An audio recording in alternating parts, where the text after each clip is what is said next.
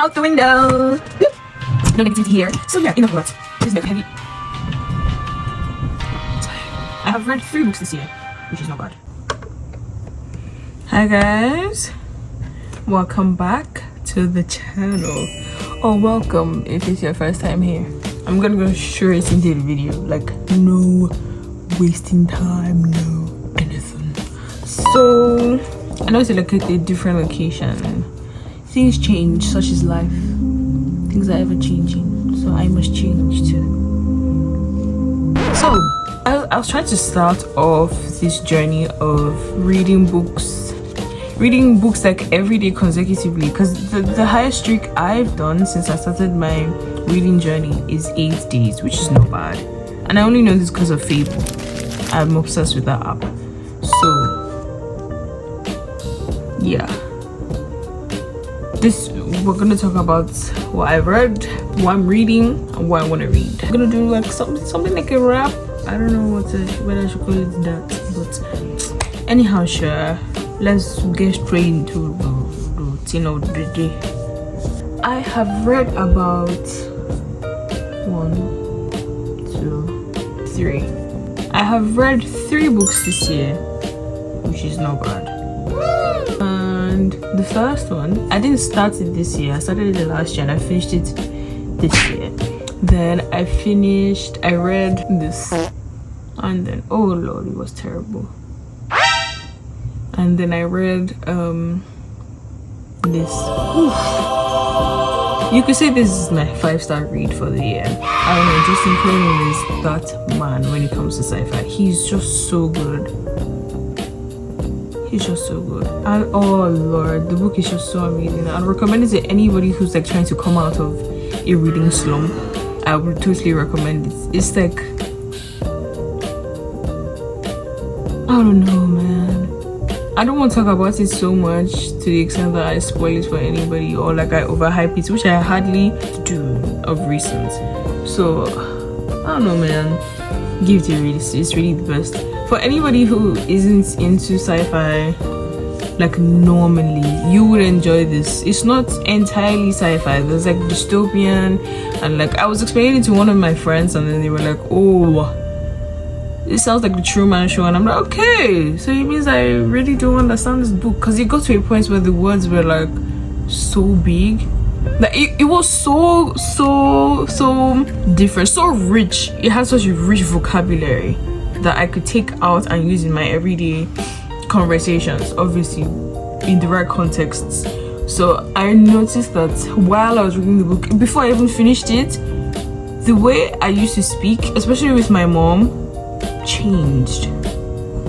Like I would speak and I would speak so well. My speech was just so fluent. The words were just coming out and just flowing properly, which I clearly had a problem with before I started reading the book, if that makes any sense. But yeah, now my current read is this. If you've watched any of my previous videos, I think I have like 5 other videos also. You'll see that I did a haul on this, and I don't know, man, this book is just it's so nice so far. It meets you literally where you are. I don't know, I really like this book so far. I'm nearly 50% in, nearly. But I love this book. And the female lead, if this were to be a film adaptation, I really think Olivia Colman would make a really good fit, because I don't know, it's just amazing. I just really love this book so far. It's very calming. It brings you down, it makes you leveled, it keeps you neutral so far. And it's very rare for books like this to keep you that way, because there's a lot of comment, there's a really heavy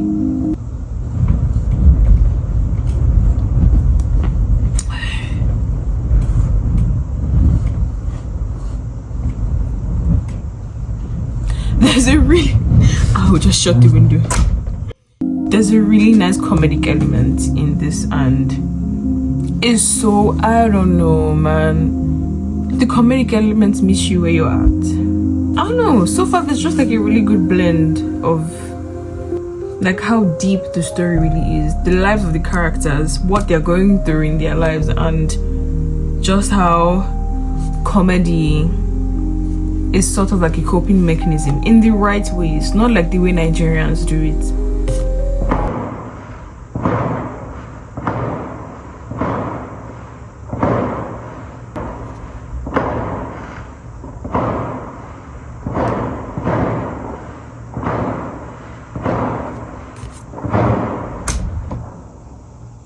Timing is insane.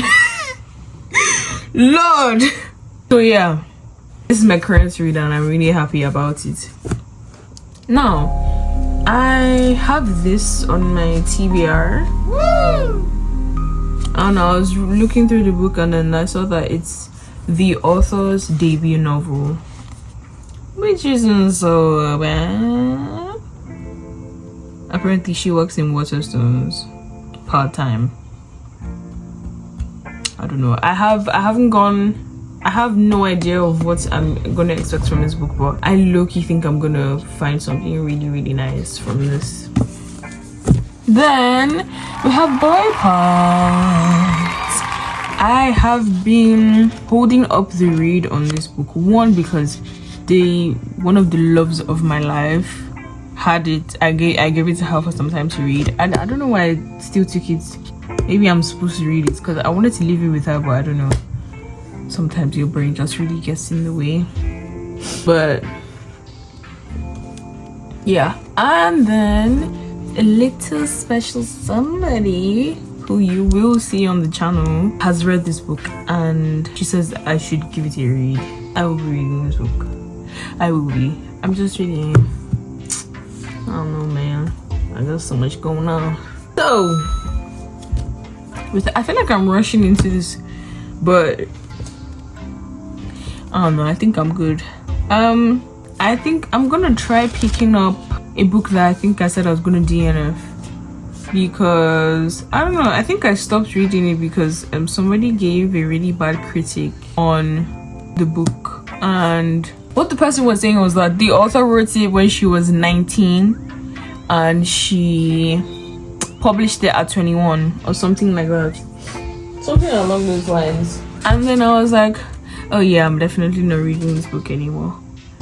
And now that I'm talking about it, I'm like, I wanted to be a writer when I was 10. So even if nobody likes what I have written, I will still want to publish it, because I know 10-year-old me would have been very, very happy to see our work outside. Am I the only person that when I rub lip balm like this, it just enters my throat and my voice will just I don't know why. Why did that thing happen? What's that thing? What's that? When I rub lip gloss like this, my throat will just anyways. Please. Yeah, so I'm like, yeah, I don't think that's a valid reason to not read someone's book because they wrote the book when they were young. I think writers, authors have always been authors right from the time they were young.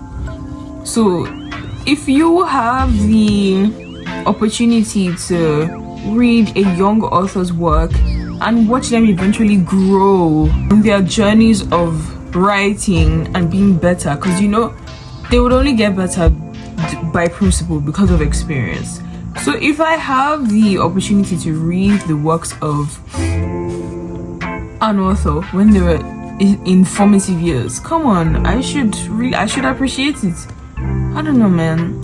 And sometimes that in social media really just messes with your head and it's time to like shut it off. Anyways, so I will be picking this book back up. I'm sure you guys got the hint already. It's powerless. I'll be picking it back up because I don't care what the critics say. I'm gonna read this and get a full understanding, because obviously they were like, oh, she was young, so the writing isn't that good. Look at my face, like I could have killed a lot of people. I didn't see that before, but then as soon as I heard this, my mind started changing and I'm like, no, I'm not gonna do that. I'm gonna read the way I perceive it, the way I want to read it, and I will enjoy it. And because I still like remember a tiny bit of the story in my head, and I liked it. Maybe there's some parts that are cliche, but then like who doesn't love cliche sometimes, you know? But anyways, I have a ton other books up there that I have to also read, but I have picked these soulfully. It was a spiritual thing picking these books. I'm gonna finish them and then I will come back and then I will talk to you guys about it, and then you guys can talk to me about it, and we will just talk and talk and talk about books. Simple and short, there's nothing else to it. So just decided to come on here and speak to you guys because it's been a while. Also, officially, I think I can give you guys my best read of the year and worst read of the year, even though I only read 2 books, 3 books ish, 4 books if you want to count this, because now I'm going to finish this before the year ends.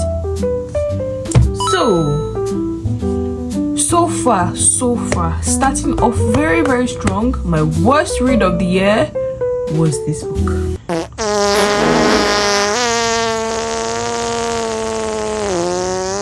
It was terrible. It was bad. I did not enjoy it. If it was just if it stuck to just the crime thing, the lawyer and solicitor, I've forgotten what they call themselves in the book, and the dongle and finding the man that killed himself and died and everything, if they stuck to that, bliss. But then now introducing the whole thing of Emily saying that she loves Gary when she's about to die. I do understand. Like there's some books here that when they have just one plot going for them, bliss. It's amazing. Just leave it like that. Don't add a subplot of romance. Not everything in life has to be romance. And even the whole idea of the man coming to sit outside in the car to know whether that's the girl's house, that's not okay. Like, forget comedies. Actually, that was not fine. We should not. No, that's not comedy. That's not funny. Why you what? I could have killed a lot. I'm telling you. Look at my face. This wind is strong. The wind agrees with me. That's actually very, very messed up. Like, it's not even sitting outside your house. Oh, was she crying? Oh, let me send her more air. Let me call her. Oh, I don't have a number. You. No. Absolutely not. No. Vehemently. No. Let's not read books like that. I never knew that there could be. I don't know, maybe it's because I hold books in such high sentiment and, you know, beautiful use of poetry and literature and beautiful meanings, you know, but it felt like brain rot. It felt like reading brain rot because oh my god, there was a part that is so rancid. I don't like it, where he gives someone pee to drink. No, that's not funny. Like, you could just tell that it was written by a man. And the whole killing, there was a part where, yeah, I noticed the narration styles with Gary and Emily, because it was first person or third person. I still don't know the different narration techniques. Forgiveness me. So you could just tell that the author was like speaking, I don't know, you know, when it's sort of obvious that an author is talking about themselves through a character, right? So you could say that was Gary for Bob, and then Emily was literally just a female version of Gary. No difference. I remember so many things now that I'm speaking about the book. There was a part where he said that her father died, and just making her look like a victim unnecessarily. I don't know if it's misogyny or like, do you know those very subtle misogyny? Yeah, there was even a part where she was living with one guy and the guy would take her phone as punishment, and there was one out with this like victim mentality that she had, and there was like a fight or something, and then they now said she now made up her mind like, okay, I'm gonna go since you're the one that gave me job and I'm living with you, and my friend from primary school came to come and see me, but you got angry that he was sitting beside me. I didn't even kiss him, I didn't touch him, we were just chatting up, and he just got angry. So in the morning I just packed my things and said, okay, I'm gonna go, I'm gonna leave this work. I dropped my uniform, and then the guy just threw the uniform back at her. I don't remember, he gave her the uniform back to signify, oh no, don't worry, you can still work with me. No communication. That is very wrong. Don't read that kind of book. If you want to watch my family, want to watch my channel, don't read that kind of book. That kind of book is trash. I'm sorry. I just don't. It was his debut novel as a comedian. But yes, there were some comedic elements that really made me laugh. There were some really good ones. There were some really good parts, like this thing. Oh yeah, no, it contains a lot of spoilers. I'm sorry. Where this guy was talking about how his dad was framed all his life, and then he was talking to someone, and then he was like, oh yes, my lawyer said I should say this. That part was really funny. Like, yeah, there were some parts. Yeah, you could give the book some stars for comedic elements, but other than that, Animida and never. Nope. So yeah, but you see this Justin Cronin book, I'll make a whole different video for that one, because oh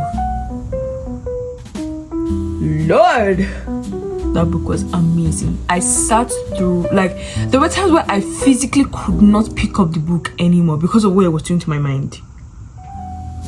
I've recommended it to all the people that I know that read books, and I'm just waiting for them to finish it. I don't know if they're still reading it, but God, I love that book. That book is gonna be forever, for a very, very long time, number one, for a while, because that book is bruh.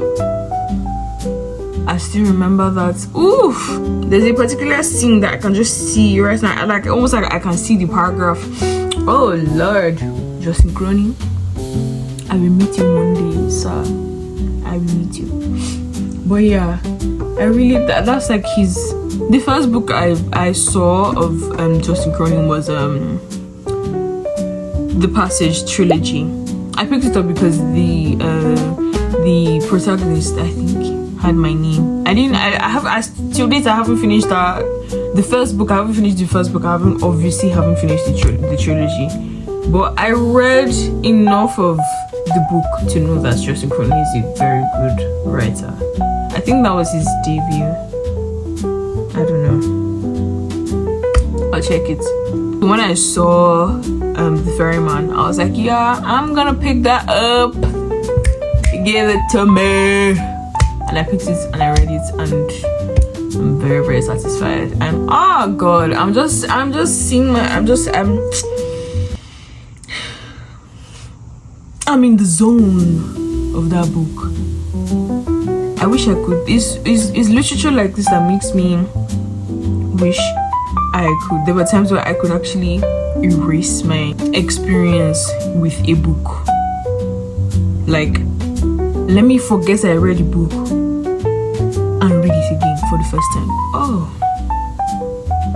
this is not overhyping. Any hype that the book gets, it deserves. Simple and short. Anyways, so yeah, I think this was the first book I picked up after reading The Ferryman. There was one book I was reading, but this did not ginger me like that.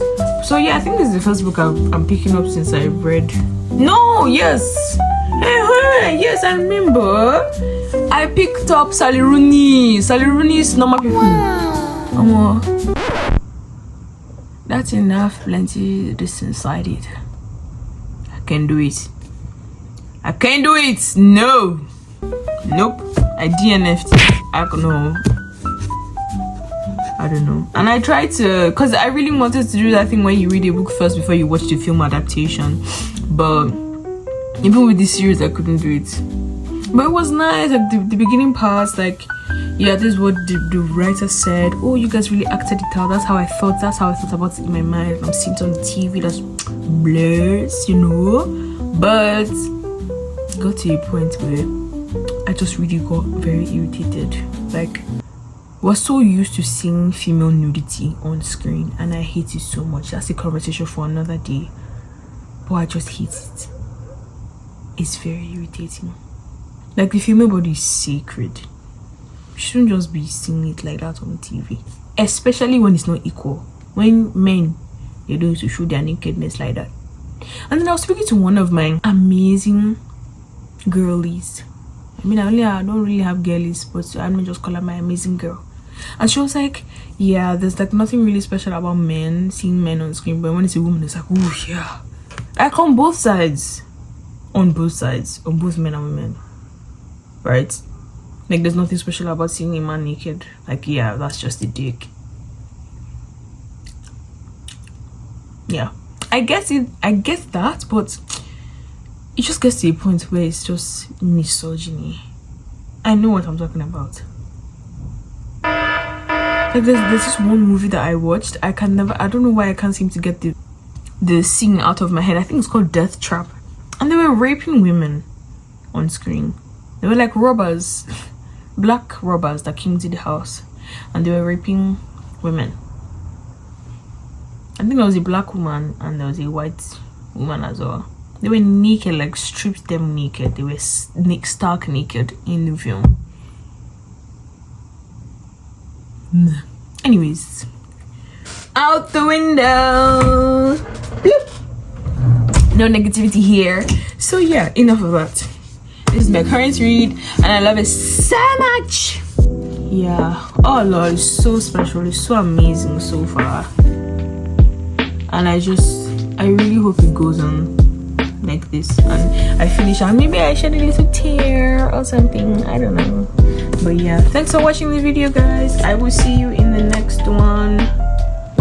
Peace, love, all that good stuff. And yeah, I pray you have an amazing day, have an amazing week, an amazing month, an amazing hour, an amazing time. I give you positive. Take all the positive energy that you need. Read a book, read a poem, read anything that will inspire you, that will give you positive energy for the rest of your week, for the rest of your evening, for the rest of the day. Yeah, that's it from me. Love you guys. Peace.